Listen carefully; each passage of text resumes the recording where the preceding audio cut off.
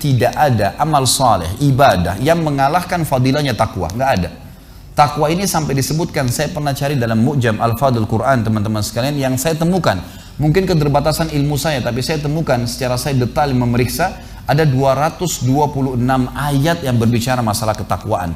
Dan ulama mengatakan tidak ada amal soleh yang mengalahkan fadilah ketakwaan. Fadilah yang ada 10, 30, 100 fadilah. Ini 226 ayat dengan beragam macam termnya. Term ini misalnya takwa, muttaqin, muttaqun, at-taqwa dan seterusnya. Ini definisi atau ini term-term atau bagian-bagian yang ada di situ. Tapi yang jelas sebanyak itu. Saya tidak bisa bahas semua, saya akan angkat ada ayat yang menarik dalam surah At-Talaq. Surah nomor 65 dalam Al-Quran ayat 2 sampai ayat 5. Ada 4 ayat. 4 ayat ini menariknya karena 4-4-nya menyebutkan fadilah tentang ketakwaan. Apa sih kita dapatkan kalau bertakwa? Ayat 2-nya. Allah Subhanahu wa taala berfirman, "A'udzubillahi minasyaitonirrajim, wa may yattaqillaha yaj'al lahu makhraja."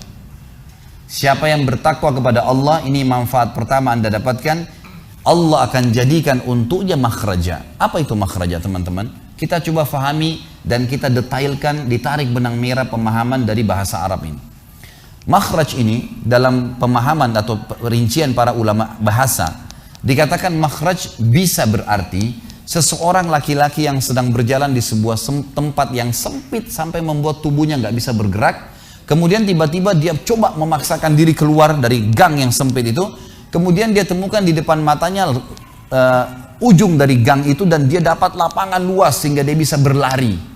Transisi dari gang yang sempit ke jalan besar namanya makhraj dalam bahasa Arab. Allah menjanjikan di ayat 2 surah At-Talaq, "Wa may yattaqillaha yaj'al lahu makhraja." Siapa yang bertakwa kepada Allah, Allah akan jadikan makhraja dalam hidupnya, jalan keluar dari masalah yang dihadapin yang sangat lapang, luas. Gitu. Ayat ketiga Allah janjikan fadilah yang kedua, wa yarzuqhu min haitsu la yahtasib, dan Allah akan berikan kepadanya rezeki dari tempat dia tidak sangka-sangka. Rezeki ini banyak orang fahami hanya baju, makanan, minuman, pakaian, tempat tinggal, padahal rezeki itu sangat luas, lebih luas daripada itu. Mata kita bisa menangkap cahaya. Sekarang Anda bisa lihat saya bisa lihat Anda karena ada cahaya lampu ini, ya. Kalau tidak ada cahaya, sekuat apapun mata kita, senormal apapun, tidak bisa lihat apa-apa, gitu kan? Berarti bisanya mata kita menangkap cahaya sebuah rezeki. Suara kita bisa menangkap suara sebuah rezeki. Seterusnya, kita masih bisa mencerna dan membedakan mana pedas, mana pahit, mana manis dalam waktu seketika dengan lidah kita, sebuah rezeki. Artinya seluruh ini adalah rezeki. Dan Allah mengatakan wa yarzuqhu, dan Allah akan berikan dia rezeki semua kebutuhannya. Bukan cuma sekedar duit, makanan, minuman, pakaian dan seterusnya, tapi semua kebutuhan yang bisa membuat roda kehidupannya berputar. Dari tempat yang dia tidak sangka-sangka akan datang dengan sendirinya. Ini ayat yang kedua. Maaf, ayat kedua, tapi nomor fadilah kedua cuma ayat nomor 3 dalam surat Talaq. Ayat keempat, fadilah ketiga di ayat keempat At-Talaq, lanjutannya Allah mengatakan wa may yattaqillaha yaj'al min amrihi yusra. Siapa yang bertakwa kepada Allah, Allah akan jadikan, kata ulama, relevansinya adalah dengan ayat nomor 2 tadi. Ayat nomor 2 Allah janjikan makhraja. Di situ jalan keluar, tetapi di sini jalan keluarnya belum dirincikan mudah atau sulit. Misal, ada orang diberikan jalan keluar sama Allah Azza wa Jalla kena sakit, harus melalui operasi dulu. Jalan keluar, sembuh, tapi operasi dulu. Cuma di ayat keempat Allah pastikan wa may yattaqillaha yaj'al min amrihi yusra. Siapa yang bertakwa kepada Allah, Allah akan jadikan makhrajanya di ayat kedua itu yusra, mudah, tanpa operasi bisa sembuh. Gitu kan. Dan ini luar biasa nih. Ya, jadi artinya memang Allah SWT akan berikan jalan keluar tanpa ada cobaan pun bisa datang kepada dia jalan keluarnya. Gitu kan. Ada seorang teman-teman sekalian, sedikit saya sisipkan kisah di sini, mengagetkan dunia kedokteran di Timur Tengah. Seorang pengusaha, masya Allah, punya keluarga yang sangat besar. Dia berpoligami, punya istri yang 4, kemudian anaknya banyak, harta kerbanya banyak. Perusahaan yang dia tanggung itu lebih dari 20 perusahaan di bawah naungan dia. Orang kaya raya, mampu. Subhanallah, satu waktu di umur 63 tahun dia datang periksa ke dokter, dia rasa nggak enak, sesak nafas. Waktu di foto di ronsen, tiba-tiba dokter yang foto itu kaget. Waktu selesai di ronsen, dia katakan, mana tadi pasien yang di ronsen? Mana pasien tadi? Pasien masih duduk di depan. Pastikan pasien ini cari di ruang kematian. Nggak mungkin, secara ronsen sudah tidak bisa. Jantungnya tidak berdetak. Orang ini tidak berdetak jantungnya. Subhanallah, pada saat dicek ternyata tidak berdetak betul. Ditanya mana, dokter ini tidak percaya, dia teriak, dia mengatakan ada orang mati baru di ronsen tapi bernafas, gitu kan. Dia panggil telepon teman-teman spesialisnya, kemudian ditelepon datang. Kemudian dikasihlah gambar tersebut kepada temannya mengatakan, mana jenazah ini? Kata temannya, dokter yang foto pertama, ini bukan jenazah, ini orang yang lagi duduk. Kaget dokter yang kedua, jantungnya tidak berdetak secara medis, nggak mungkin bisa hidup. Bagaimana ceritanya nih? Dipanggil, apakah ini punya Anda? Dia bilang, iya ini punya saya. Dicek lagi kedua kali, benar. Dua-dua dokter ini tahu secara teoritis, shock. Ini nggak mungkin orang mati nih.